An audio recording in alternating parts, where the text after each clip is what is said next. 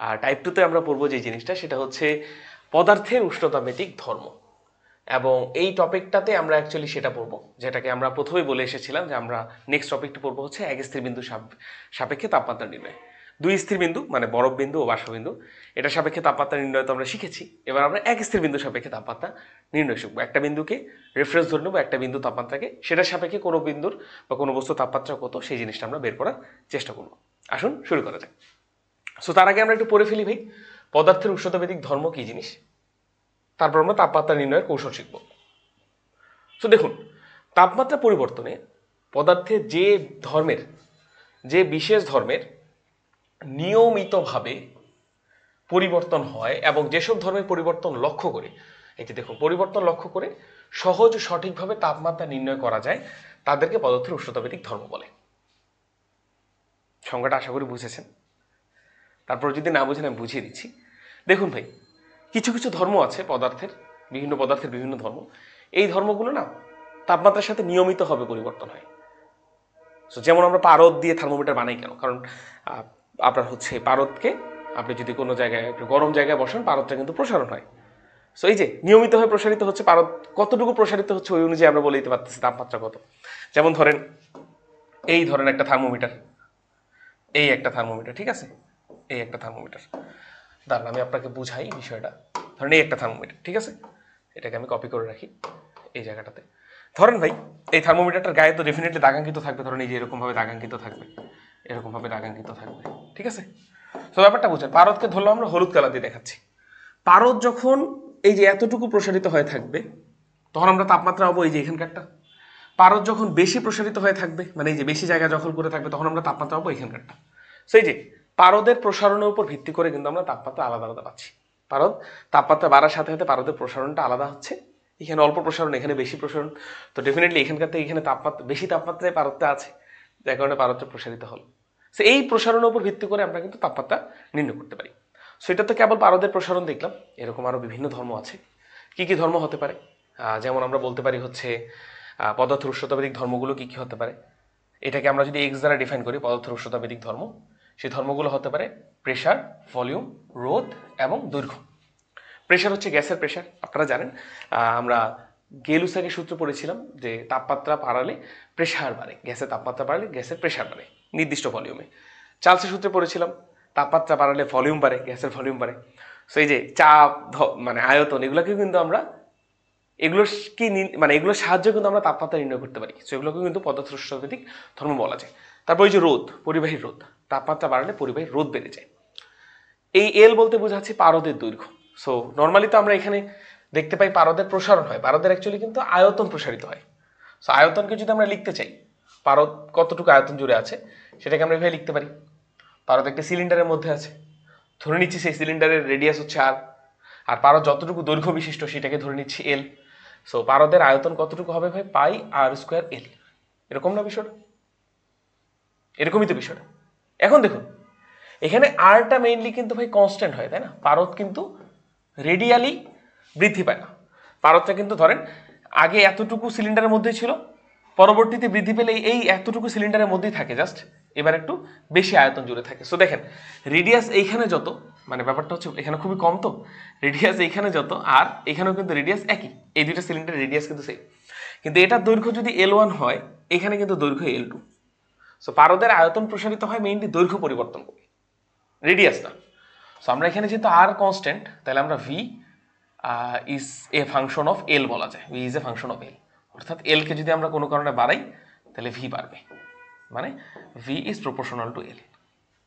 সেই যে পারদের প্রসারণকে আমরা আয়তন দ্বারা না লিখে ভাই এল দ্বারা লিখি, পারদের দৈর্ঘ্য কতটুকু বৃদ্ধি পেল, মানে মোট কথা হচ্ছে পারদের দৈর্ঘ্য বৃদ্ধি পেলে তো আয়তন বৃদ্ধি পায়, ঠিক না? এই হচ্ছে বিষয়গুলো।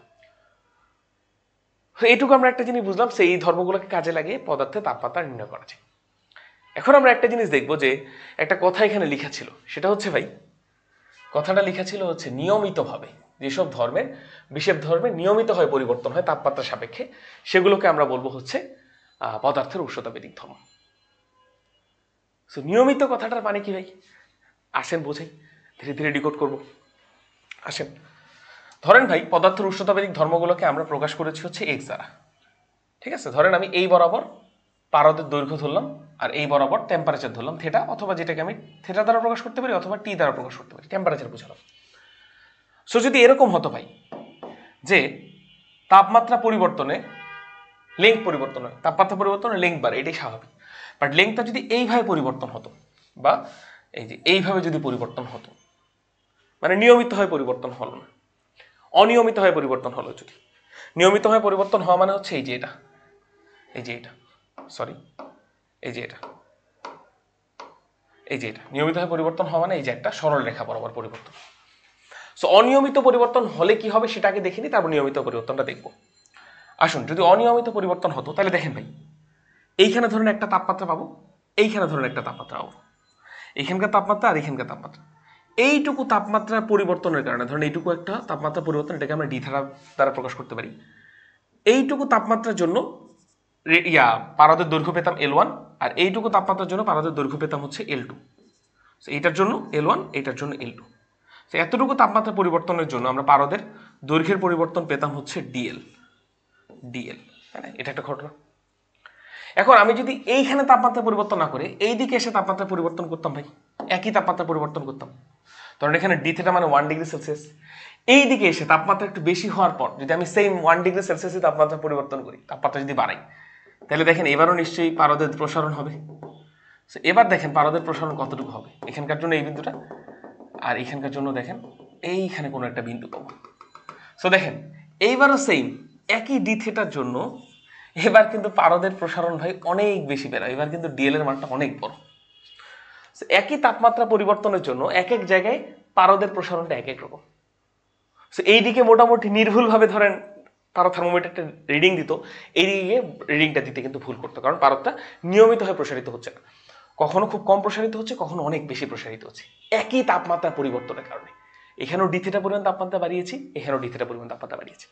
সো এইটা একটা ঘটনা।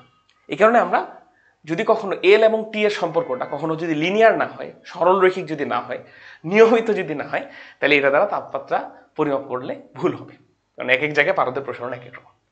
বাট এই সেম গ্রাফটাতে যদি এরকম হতো ভাই, ধরেন এই সেম গ্রাফটা যদি এরকম হতো, ধরেন আমি এবার সুন্দরভাবে আঁকছি, ধরেন এই বরাবর আছে এল আর এই বরাবর আছে হচ্ছে থিটা। ওকে, এই বলতে বোঝাচ্ছি পারদের দৈর্ঘ্য। ওকে, আসুন এবার যদি গ্রাফটা এই যে এরকম হয়, মূল বিন্দুকে আমি সরল রেখা ধরি, তাহলে এবার বুঝো আমরা এখানে একটা তাপমাত্রা পাবো, এই তাপমাত্রার জন্য পারদের একটা দৈর্ঘ্য পাবো, এখানে একটা তাপমাত্রা পাবো, এই তাপমাত্রার কারণে পারদের একটা দৈর্ঘ্য পাবো। সো এতটুকু তাপমাত্রা পরিবর্তনের কারণে ডি থিটার কারণে পারদের দৈর্ঘ্যের পরিবর্তন হচ্ছে ডিএল। ভালো জিনিস। এই সেম অ্যামাউন্ট অফ তাপমাত্রা পরিবর্তন আমি যদি এইদিকে নেই ভাইয়া, এইদিকে যদি নেই, তাহলে ডেফিনেটলি একটা আপনার হচ্ছে পারদের দৈর্ঘ্যের প্রসারণ পাবো। সো এইবারে দেখেন এইদিকে ডি থিটা নিলাম, একই তাপমাত্রা পরিবর্তনের কারণে পারদের প্রসারণও পেলাম এদিকে একই, ডিএল এর মান এখানে যত এখানে তত। বুঝতে পারলাম? সো এই যে তাপমাত্রা পরিবর্তনের সাথে যদি পারদের দৈর্ঘ্যের পরিবর্তনটা নিয়মিত হয়, তাহলে ইজিলি সব জায়গায় সব তাপমাত্রাতে আমরা নির্ভুল একটা রিডিং পাবো। বোঝা কি গেল? সো এই হচ্ছে একটা বিষয়, নিয়মিত অনিয়মিত হলে কি হয়। এখন এটাকে কেন এক স্থির বিন্দুর সাহায্যে তাপমাত্রা নির্ণয় বলা হচ্ছে, এই টপিকটার নাম কি ছিল বলুন? এই টপিকটার নাম কিন্তু ছিল, একটু জাস্ট বলে দিই আপনাদেরকে, এই টপিকটার নাম ছিল হচ্ছে এক স্থির বিন্দুর সাহায্যে তাপমাত্রা নির্ণয়।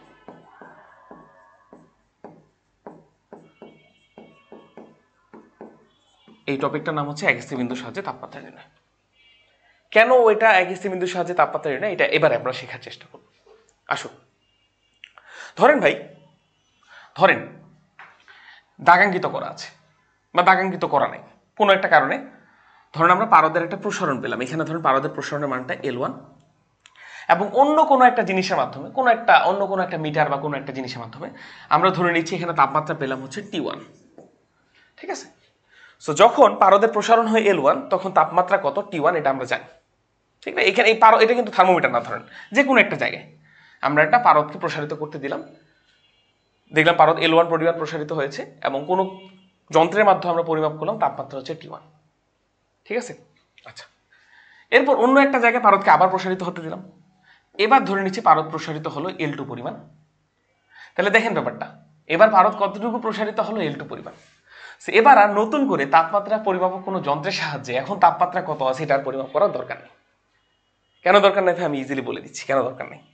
কারণ এবার দেখুন ভাই, আমরা L1 দৈর্ঘ্যের জন্য তাপমাত্রা যদি T1 পাই, তাহলে দেখেন অতএব একক দৈর্ঘ্যের জন্য তাপমাত্রা পাবো L1/T1। অতএব L2 দৈর্ঘ্যের জন্য তাপমাত্রা কত পাবো, L1/T1 ইন্টু L2, তাই না? এরকমই না ঘটনাটা? সো ইজিলি ঐকিক নিয়মের সাহায্যে কিন্তু তাপমাত্রা পরিমাপ করা আছে। সো একবার আমরা যদি নির্দিষ্ট হবে এই একটা স্থির বিন্দু যদি আমরা তাপমাত্রা বের করে ফেলি, সো এই L1 এর জন্য তাপমাত্রা কত এটা যদি আমরা এই একটা বিন্দু আমরা কিন্তু জানি, এক স্থির বিন্দু, ঠিক না? একবার যদি রেফারেন্স পয়েন্ট আমরা জানি, এরপর যে কোনো সময় পারদের ওই একই রকম একটা টিউবের মধ্যে পারদের প্রসারণ দেখলে আমরা বলেই পারবো তখন তাপমাত্রা কত ইউজিং ঐকিক নিয়ম। সেটা হচ্ছে L2 দৈর্ঘ্যের জন্য তাপমাত্রা কত সেটাকে আমরা বলতে পারি T2। তো T2 ভ্যালুটা হবে L1/T1 ইন্টু L2। এই L2 কে এই পাশে নামিয়ে দিন অথবা T2 কে এই পাশে নামিয়ে দিন, একই কথা। এরকমই তো ঘটনা। আচ্ছা, এই জায়গায় একটা ভুল হয়েছে, এই জায়গাটাতে দেখুন ব্যাপারটা। L1 তাপমাত্রার জন্য L1 এর জন্য L1 দৈর্ঘ্যের জন্য তাপমাত্রা T1, অথবা একক দৈর্ঘ্যের জন্য তাপমাত্রা T1/L1। ওকে, এই জায়গাটাতে একটা ভুল হয়েছে, সরি। এটা হবে ভাই T1/L1 ইন্টু হচ্ছে L2। সো ফাইনালি এই তাপমাত্রাটাই তো T2 তাপমাত্রা, তাই না? L2 দৈর্ঘ্যের জন্য যে তাপমাত্রা পাবো সেটাই তো T2। সো T2 ভ্যালু কি হবে ভাই? T2 সমান হবে, লিখতে পারি আমরা T2 সমান T1/L1 ইন্টু L2। L2 কে এই পাশে পাঠিয়ে দিন, তাহলে লেখা যায় T2/L2 সমান লেখা যাবে T1/L1। এখন দেখেন T1/L1 T2/L2 T1/L1 T2/L2 T1/L1 T2/L2, এই জিনিসটা থেকে আমরা বলতে পারি না ভাই L is proportional two temperature? কারণ সমানুপাতিক সম্পর্ক হলেই কেবল এই জিনিসটি স্থাপন করা যায়। নিশ্চয়ই এতটুকু বুঝেন আপনারা। সো ব্যাপারটা বুঝেন, পারদের নিয়মিত প্রসারণ বলতে আমরা বুঝাবো গ্রাফটা এই যে এরকম লিনিয়ার হবে। আর এই যে লিনিয়ার গ্রাফটা কখন হবে বলেন? যখন L is proportional to T হবে। কারণ L একটা যদি সমানুপাতিক চিহ্ন তুলে দেন তাহলে L is equal two K into T লেখা যাবে। L আছে y অ্যাক্সিস বরাবর, T আছে x অ্যাক্সিস বরাবর, এটার জায়গায় m বসাতে পারি, y is equal two mx। গ্রাফটা পাচ্ছেন কি? লিনিয়ার গ্রাফ পাচ্ছেন। সো সব দিয়ে স্যাটিসফাই করছে, সব দিক দিয়ে তাপমাত্রা পরিমাপ করার জন্য সব দিক দিয়ে আমাদের কন্ডিশনগুলো স্যাটিসফাই করছে এই একটা শর্ত, L is proportional to T। So আশা করি এবার বুঝেছেন কখন আমরা নিয়মিত হবে পরিবর্তন যদি আমরা কোথাও লক্ষ্য করি তাহলে সেটার সাহায্যে তাপমাত্রা পরিবর্তনটা নির্ণয় করতে পারবো, যখন যে কোনো ধর্ম তাপমাত্রার সাথে লিনিয়ারলি পরিবর্তন হবে বা সমানুপাতিক হারে পরিবর্তন হবে, তখনই সেই ধর্মটা ইউজ করে আমরা তাপমাত্রা বের করতে পারবো। ওকে, এবং লিনিয়ার পরিবর্তন বলতে এই ঐকিক নিয়মটা বোঝাচ্ছি। সো এটা আমি শুধুমাত্র পারদের দৈর্ঘ্য দিয়ে বুঝালাম ভাই। এরকম তো অনেকগুলো ধর্ম আছে। এক্স বলতে আমরা চাপ, আয়তন, রোধ, পারদের দৈর্ঘ্য সবকিছু বুঝাবো। আর এক্সপেরিমেন্টালি দেখা গেছে, আমি শুধুমাত্র পারদের দৈর্ঘ্য দিয়ে বুঝালাম, বাট এটা সবকিছু ক্ষেত্রে দেখা গেছে যে এক্স এর ভ্যালুটা ভাই টেম্পারেচারের সাথে ডিরেক্টলি প্রপোর্শনাল। মাত্র দেখালাম আপনাদের এক্স এর ভ্যালুটা টেম্পারেচারের সাথে ভাই ডিরেক্টলি প্রপোর্শনাল। এই যে জিনিসটা আশা করি বুঝেছেন। এক্স এর এই ভ্যালুটা টেম্পারেচারের সাথে ভাই ডিরেক্টলি প্রপোর্শনাল। ওকে, আশা করি বুঝেছেন। আসুন, ওয়েট, হ্যাঁ এবার দেখাই দিই। ওকে, সো এবার নিশ্চয়ই আপনি বলতে পারবেন ভাই তাহলে এখান থেকে নিশ্চয়ই পরবর্তী লাইনটা এরকম লেখা যায় যে x1/T1 সমান হচ্ছে x2/T2 লেখা যাবে, ডেফিনেটলি লেখা যাবে। এখন যেহেতু এটা ভাই নাম কি বলেন, এক স্থির বিন্দুর সাহায্যে তাপমাত্রা নির্ণয়, সো একটা বিন্দুকে কিন্তু আমাদের ফিক্স ধরে নেওয়া লাগবে, অর্থাৎ একটা নির্দিষ্ট তাপমাত্রায় যে কোনো একটা এই যেই ধর্মগুলো আছে যে কোনো একটা ধর্মের মান আমাদের জানা থাকবে। এরপরে অন্য তাপমাত্রা ওই ধর্মটা কিভাবে পরিবর্তন হলো সেটা আমরা বের করে ফেলতে পারবো। সো এইখানে এই একই সূত্রে আমরা প্রথম যে নোন টেম্পারেচারটা যে আছে T1 আর x1কে আমাদের ডেফিনেটলি নোন থাকা লাগবে, এবং সেই সর্বসম্মতিকরণ মানে ক্রমে সেই নোন জিনিসটাকে ধরে নেওয়া হয়েছে TR অর্থাৎ ট্রিপল পয়েন্ট, এবং এই মানটা হচ্ছে ভাই ডেফিনেটলি এটা অবশ্যই কেলভিন এককে বসাবেন 273.16 কেলভিন। ওকে, অর্থাৎ পানির ত্রৈধ বিন্দুকে এখানে নোন টেম্পারেচার ধরে নেওয়া হয়েছে, ওই যে বরফ বিন্দুর মতো। বোঝা গেল? আচ্ছা, জাস্ট মনে রাখবেন এটা কিন্তু ডেফিনেটলি কেলভিন এককে। এই সূত্রটা শুধুমাত্র কেলভিন এককে অ্যাপ্লিকেবল, এটা সেলসিয়াস বা ফারেনহাইটে অ্যাপ্লিকেবল না, কারণ এই যে ক্যাপিটালটা লেখা আছে। বোঝা গেল বিষয়টা? আচ্ছা, তাহলে ডেফিনেটলি TR অর্থাৎ ত্রৈধ বিন্দুতে তাপমাত্রা, তাহলে ওই ত্রৈধ বিন্দুতে কোনো একটা ধর্মের মান XTR কেও আমাদের নোন থাকা লাগবে, ঠিক আছে? এটা ধরনের প্রশ্ন দেওয়া থাকবে। ওকে, সো প্রশ্ন আসে কি রকম যে ত্রৈধ বিন্দুতে কোনো কিছুর মান দেওয়া থাকবে, বলবে যে তাহলে ওই জিনিসটার মান যখন এত তখন তাপমাত্রা কত। তো হয়তো বা বুঝেছেন, নাহলে আসেন আমি একটা প্রশ্ন সলভ করে দিই, আপনারা ভালো মতো বুঝবেন।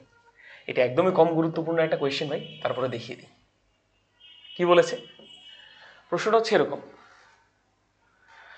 এরকম, কোনো পরিবাহীর ত্রৈধ বিন্দুতে রোধ হচ্ছে 10 ওহম হলে, কোনো পরিবাহী ত্রৈধ বিন্দুতে রোধ হচ্ছে 10 ওহম, অর্থাৎ ত্রৈধ বিন্দুতে রোধ বলতে বোঝাচ্ছি যখন টেম্পারেচার TTR মানে 273.16 কেলভিন, তখন রোধ 10 ওহম।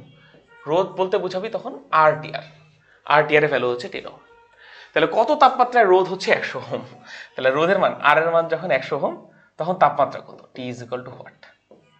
এই যে একটা নোন পয়েন্ট আমাদের জানা, তাহলে ওই অনুযায়ী আমাদের একটা আননোন টেম্পারেচার আমাদের বের করে ফেলা লাগবে। তো নিশ্চয়ই জানেন রোধ একটা পদার্থের উষ্ণতাবেদিক ধর্ম, তাই না? তাহলে আমরা ডিরেক্টলি সূত্র জানি যে রোধ ইজ প্রপোর্শনাল টু টেম্পারেচার। তাহলে আমরা কি লিখবো ভাই, আর TR divided by TTR is equal to R divided by T লিখাই যাবে। তাহলে মান বসিয়ে দেবেন। RTR এর ভ্যালু কত ভাই, 10 divided by 273.16 is equal to আর এর ভ্যালু কত ভাই, 100 divide by temperature. So temperature মানটা সামথিং কেলভিন চলে আসে। কত আসে এটা ডেফিনেটলি আপনারা আমাকে ক্যালকুলেট করে জানাতে পারেন। এখন আপনাদের যদি প্রশ্ন আসে যে ভাই এই একই সূত্রে আমরা যদি ডিগ্রি সেলসিয়াস বা ফারেনহাইট বসাতে চাই তাহলে কি সমস্যা হতো। ফার্স্ট অফ অল এই সূত্রটা কিন্তু ডিগ্রি সেলসিয়াসের জন্য না, এই সূত্রটা ডিগ্রি ফারেনহাইটের জন্য না। ব্যাপারটা বুঝছেন, ডিগ্রি সেলসিয়াসের মান কিন্তু নেগেটিভেও যায়, ডিগ্রি ফারেনহাইটের মান কিন্তু নেগেটিভেও যায়, কিন্তু কোনো একটা পারদের দৈর্ঘ্য কিন্তু নেগেটিভ আসবে না, রোধ নেগেটিভ আসবে না, ভলিউম নেগেটিভ আসবে না, চাপ নেগেটিভ আসবে না, তাই না?